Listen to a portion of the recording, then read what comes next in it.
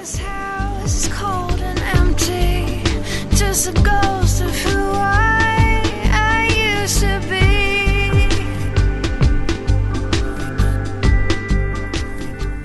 Bon, vous êtes ici donc sur la commune de Saint-Crépin, où il y a 6 éoliennes qui sont montées depuis septembre 2004. Auparavant, il en était prévu 8, mais 2 ont été supprimées par souci d'être trop près des maisons. Ces éoliennes font partie des premiers sites du département. 2 réactions importantes. La première, la grandeur des machines. Une impression spectaculaire vis-à-vis des maisons. Bon, elles mesurent 120 mètres de hauteur. Et l'autre, un des plus importants, c'est le bruit de ces machines. Alors pour le bruit, les machines sont situées entre 450 mètres et 1 km des maisons. Les machines dépassaient les bruits, ce qui provoquait bien sûr des soucis sur les riverains. Des aménagements ont été faits sur ces machines et surtout, on a fait arrêter 3 machines la nuit.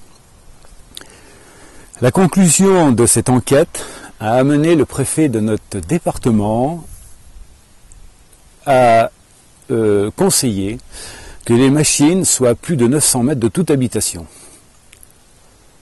Malheureusement, je constate que dans les projets qui se font en Charente-Maritime, cette recommandation n'est pas appliquée. Et bien entendu, les sites qui se sont créés après le nôtre ont toujours les mêmes soucis. Si vous avez un projet dans votre commune, prenez d'énormes précautions et surtout éloignez les machines des habitations. C'est toutes les recommandations que je peux vous donner.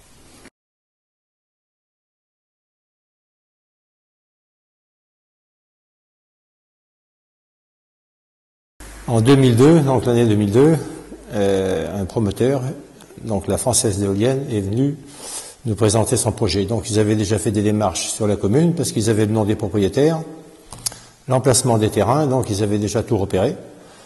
Et puis donc, ils nous ont dit, voilà, ça fera tant de taxes professionnelles pour la commune et tant par propriétaire.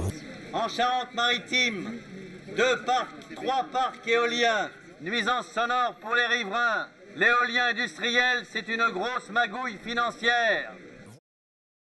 L'accueil de la population, ça s'est fait dans le plus grand secret, quoi. Hein, c'est le leitmotiv des promoteurs a été surtout n'en dites rien, gardez ça pour vous.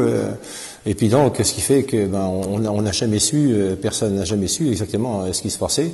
Bon, ça s'est un peu su quand même sous la commune parce qu'on en a parlé de droite de gauche, mais il y a jamais eu d'informations pure pour dire ce qui se passait, ce qui allait se passer, quoi. Je pense qu'il faut absolument vulgariser la chose et puis que il faut discuter, il faut que tout le monde soit au courant de ce qui se passe et puis ne rien cacher, quoi.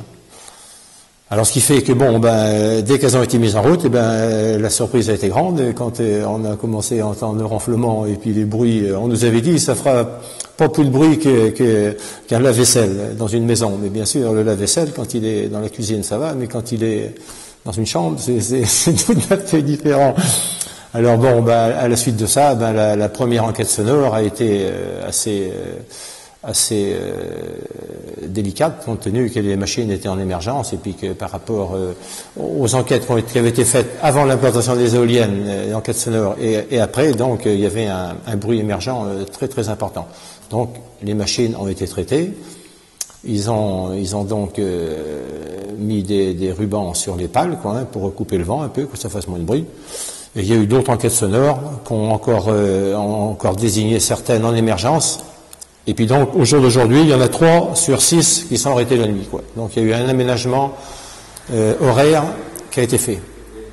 Voilà. Ce qui fait qu'il y en a 3 sur 6 qui ne tournent pas, par vent inférieur à 9 mètres secondes. Au-dessus de 9 mètres secondes, elles tournent toutes les 6. Donc ils font valoir que au-dessus de 9 mètres secondes, il y a des bruits de branches, il y a des bruits, le vent fait du bruit déjà naturellement, alors que il y a moins de risque de gêne la nuit, quoi.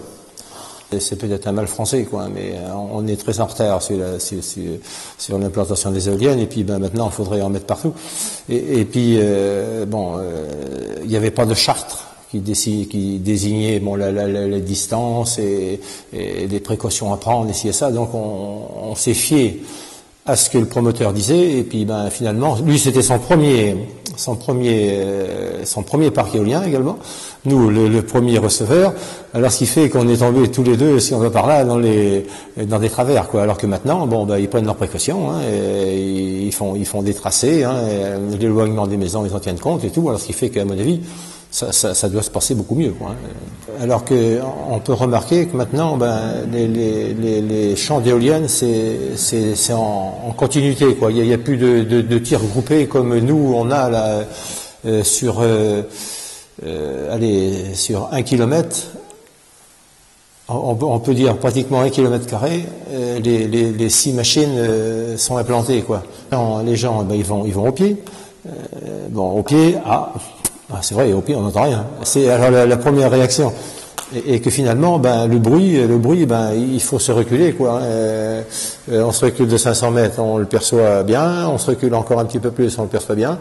Donc, plus on se recule, le bruit, il redescend, quoi, automatiquement, quoi.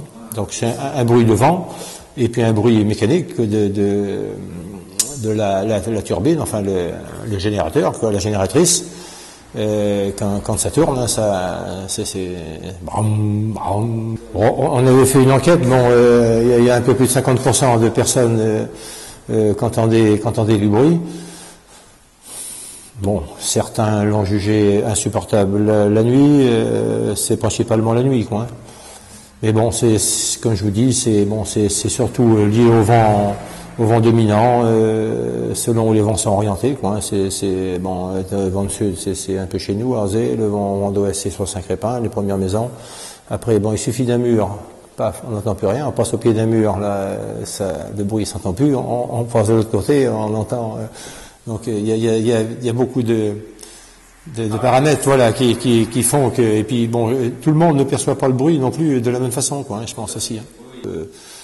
Vous allez me dire, la commune de Saint-Crépin a toujours traversé le temps sans éoliennes.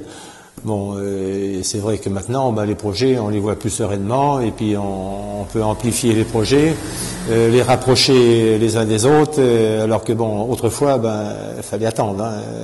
Donc on a un grand programme de chemins sur les chemins, donc on entretient les chemins correctement, hein. On va passer partout là assez rapidement.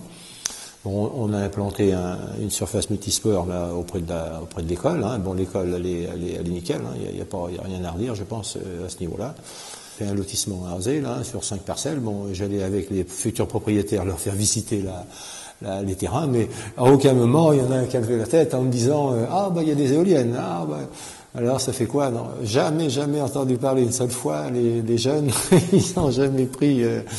Ça les a jamais inquiétés, quoi, jamais interpellés, jamais. Donc c'est un peu ça, je pense, hein, entre les anciens, donc avec cette nouvelle perspective, et puis les jeunes qui s'habituent, à mon avis. Ils venaient de Rochefort, c'était de la circulation, des bruits sans arrêt. Là, c'est déjà pour eux, c'est vachement calme, quoi. C'est très très calme par rapport d'où ils venaient, quoi. Alors il faut que ce soit, comme toute chose, il faut que ce soit raisonné, quoi, raisonné et raisonnable. Absolument. Je sais pas, ce que je regrette, si on veut parler un peu plus politique, c'est que ils n'aient pas plus insisté, nos gouvernements, sur le solaire, à mon avis, qui a certainement un bel avenir, hein.